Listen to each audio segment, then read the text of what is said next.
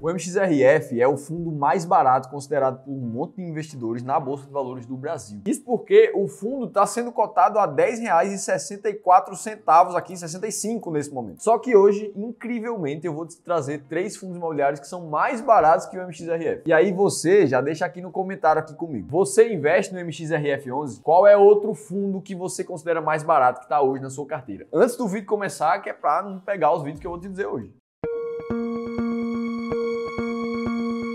Se você não me conhece ainda, muito prazer, eu sou Felipe Almeida, sou planejador financeiro CFP, sou analista de valores imobiliários CNPI e o fundo imobiliário MXRF cresce o número de cotistas a cada mês. Já são 850 mil pessoas, garantindo assim que se você não investe nesse fundo imobiliário, com certeza você já ouviu falar dele. E essa história do fundo custar cada cota ali em torno de R$ 10 mais ou menos, fez com que muita gente considerasse ele um fundo muito barato. E aqui eu já quero deixar um disclaimer para o investidor lembrar de 2 coisas muito importantes. A primeira delas é que investir de 10 em 10, de 20 em 20 reais não vai levar ninguém a lugar nenhum. No máximo, você vai conseguir sentir o risco do investimento e começar a ter aquele retorno de dividendos ali na tua conta. Mas o teu foco nesse momento, se você consegue investir somente 10, 50, 100 reais por mês, é focar no teu trabalho, em estudar cada vez mais para que você aumente sua renda e comece a aumentar os seus aportes. Afinal de contas, a gente não está aqui para vender sonho para ninguém. E a realidade mesmo é que não vai dar para chegar tão longe assim, se você não tiver dinheiro para colocar todos os meses. Mas todo mundo pode sim, com certeza, ganhar mais e investir cada vez mais e melhor. Segundo ponto que a gente precisa lembrar é que o valor da cota de um fundo imobiliário não é o que define se um fundo está barato ou caro. Tem fundos imobiliários que podem custar mais de R$ 100 a cota e ainda assim está mais barato que o MXRF. E antes da gente entrar nesses fundos que eu vou te trazer aqui hoje, vamos destrinchar esses valores de R$ 10 por cota do MXRF para você entender de fato o que é um fundo barato e o que é um fundo caro. Para isso, imagina agora que você está vendo um prédio de 10 apartamentos no total. Aí você descobriu que esse prédio todo, ele custa R$ 1 milhão, sendo cada um dos 10 apartamentos custando R$ 100 mil. E aí você pega aquela informação, o imóvel custando R$ 100 mil. Isso diz para você se o apartamento tá caro ou tá barato? Na verdade, não. Agora, se você ouviu dizer que o valor justo daquele imóvel ali é R$ 120 mil, mas ele está sendo vendido a R$ 100 mil nesse momento, isso sim começa a te dar um cheiro daquele imóvel tá barato. E é assim que a cota de R$ 10 do MXRF é calculada. Porque no final, o prédio todo do MXRF vale o patrimônio líquido do fundo, que hoje está em R$ 2.274 milhões. E a quantidade de apartamentos que tem no MXRF11 é a quantidade de cotas, que atualmente está em mais de 226 milhões dessas cotas. Quando você divide o preço do prédio todo pela quantidade de cotas, você chega num valor justo patrimonial de R$ 10,06 por cota do MXRF. Aí você vai para o mercado, na verdade, e você vê o MXRF sendo vendido a R$ 10,65. Ou seja, acima do valor justo dele, mostrando que ele está no momento de estar caro sim no mercado. E é por isso que a métrica preço por valor patrimonial desse fundo está atualmente em 1,06. Sendo que tem vários outros fundos, como um dos que eu vou te mostrar aqui no vídeo de hoje, que está com preço sobre valor patrimonial de 0,63. Ou seja, esse sim, muito abaixo do valor justo que ele deveria estar. Tendo clareza disso, vamos para os 3 fundos imobiliários e o primeiro deles é o SARE11, um fundo de tijolo aqui que tem praticamente 80% da carteira dele em imóveis físicos, sendo que desses imóveis, praticamente metade de toda a receita do fundo vem de um imóvel só, que é o WT Morumbi.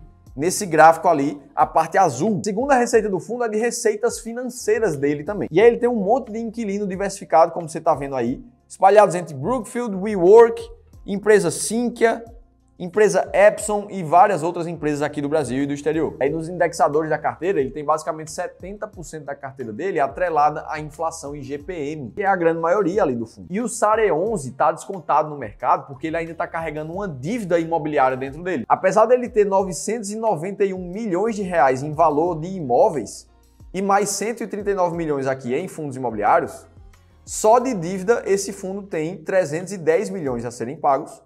E de parcelas ali ele tem mais outros 30 milhões, transformando o patrimônio líquido do fundo em menos de 870 milhões de reais. E pode ser que tenha muita gente dizendo: "Ah, Felipe, mas eu ouvi dizer que fundos imobiliários no Brasil não podem se endividar." E isso é verdade. Só que quando um fundo imobiliário compra um ativo que já vem com uma dívida, essa é uma das pouquíssimas formas que a legislação permite que o fundo imobiliário carregue sim uma dívida. Foi isso que aconteceu com o SARE11. Inclusive ele explica em detalhes isso lá no relatório do fundo, se você tiver interesse. vale a pena dar uma conferida. E a gente vai olhar para a cotação do Sare 11, nos últimos 12 meses a gente viu uma queda de 10% ali na cotação. E se a gente coloca o reinvestimento dos dividendos, essa queda vira, na verdade, uma alta de 1,5%. E aí o histórico de dividendos do fundo, a gente vê o valor por cota sendo espremido um pouco ali nos últimos 12 meses, saindo da casa de 70 centavos por cota, caindo já para o patamar de 60 centavos por cota. Segundo o gestor, esse valor ali vai ser mantido entre 60 e 62 até o final de 2023. Ah, por que eu tô te dizendo que esse fundo está muito mais barato que o MXRF? Primeiro porque ele está com uma mediana de dividend yield por mês de 0,94% de dividendos e ele está com um preço sobre valor patrimonial de 0,69, mostrando que o mercado descontou demais o preço dessa cotação e ela está barata nesse momento. Aí você pode perguntar, Felipe, mas por que eu quero com fundos imobiliários baratos? Será que não vale a pena comprar lá o MXRF, que é um fundo que está com um preço mais caro, mas pelo menos está mais estável do que comprar um fundo mais barato? E a resposta disso depende, na verdade, da tua estratégia. Aqui no Clube do Valor, a gente acredita em estratégias de value investing, que procuram justamente os fundos que estão mais descontados no mercado, num valor mais barato, porque historicamente falando, se você montar sempre uma carteira com os fundos que estão mais descontados no mercado, a tua tendência de retorno no longo prazo é maior do que a média. Além disso, os fundos baratos de verdade, eles não têm mais tanto espaço para cair no mercado. Então, no momento de dificuldade,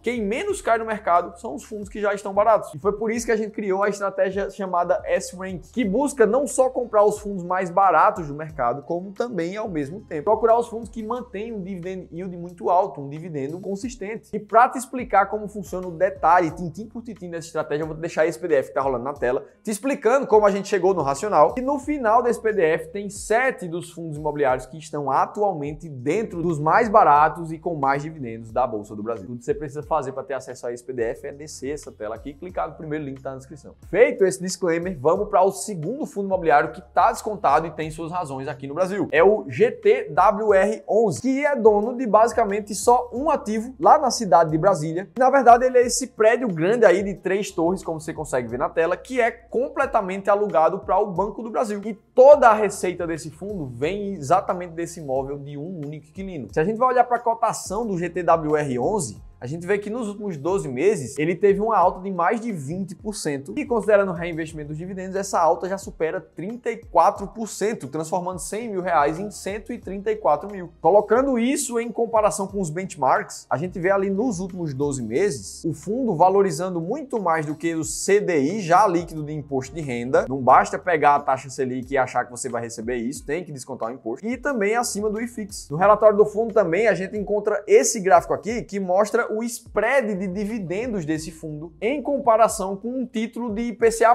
do Tesouro Direto. Atualmente a gente vê esse número aqui em 6,2%. Isso quer dizer que se você tivesse um Tesouro IPCA mais 4, por exemplo, o GTWR11 só de dividendos paga 6% a mais do que esse 4 do IPCA mais 4 do Tesouro Direto. Então a expectativa é que esse fundo aqui estivesse pagando algo em torno de 10% de dividendo ao ano, 10, 11, 12. Lembrando que tem a isenção de imposto de renda ainda nisso aqui. Por que é que esse fundo está dentro da estratégia S-Rank? Porque ele está atualmente com uma mediana de dividend yield por mês de mais ou menos 1% e ele está com um preço sobre valor patrimonial de 0,85, mostrando um desconto ali de 15% no mercado. E aí tem gente, certeza, nesse momento, pensando aí, Felipe, mas é um fundo imobiliário que tem um ativo só, um inquilino só, não é muito errado fazer isso? Aí eu te chamo para uma reflexão.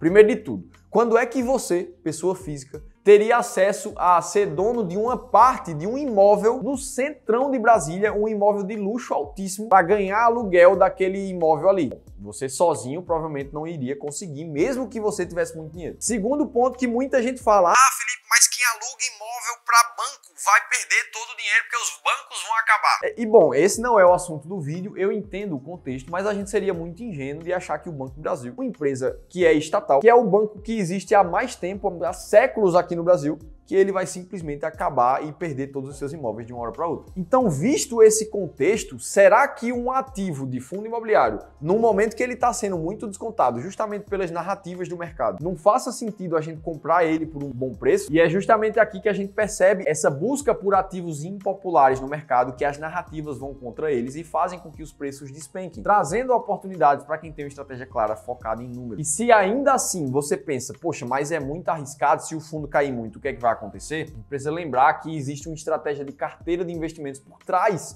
dos fundos imobiliários. Até porque dentro da estratégia S-Rank eu não compro só 1, 2, nem 5 fundos imobiliários. Eu compro 15 ao mesmo tempo. Então o dinheiro está todo diversificado nesses fundos. E quando a gente vai olhar para as carteiras de investimento dos clientes aqui do time de Wealth, do Clube do Valor, que já soma mais de R$1 bilhão em investimentos, o que a gente vê é que o investidor que tem uma carteira no modelo balanceado, por exemplo, ele só tem 15% da carteira dele em fundos imobiliários. E ainda dentro da classe fundos imobiliários, ele tem 15 diferentes. Então é 1% do patrimônio dele em cada um dos fundos imobiliários. Mesmo que algum desses caia, uma cotação mais forte, o patrimônio do cliente como um todo, do investidor, não vai ser tão afetado. E mesmo para os investidores muito mais arrojados, que tem todo o dinheiro ali em renda variável, ele tem 1/3 da carteira em fundos imobiliários dividido em 15 diferentes fundos, o que nunca permite com que ele passe de mais de 3% de todo o patrimônio da carteira dele em um ativo só. Essa é o que a gente chama de regra dos 3% aqui no time de Wealth do Clube do Valor, e a gente aplica esse conceito para todos os nossos clientes. Se você quiser conhecer mais sobre os nossos serviços, coloca o site aí do Clube do Valor, www.clubedovalor.com.br, ou clica no segundo link que está aqui na descrição do vídeo. Dito tudo isso, fico muito mais confortável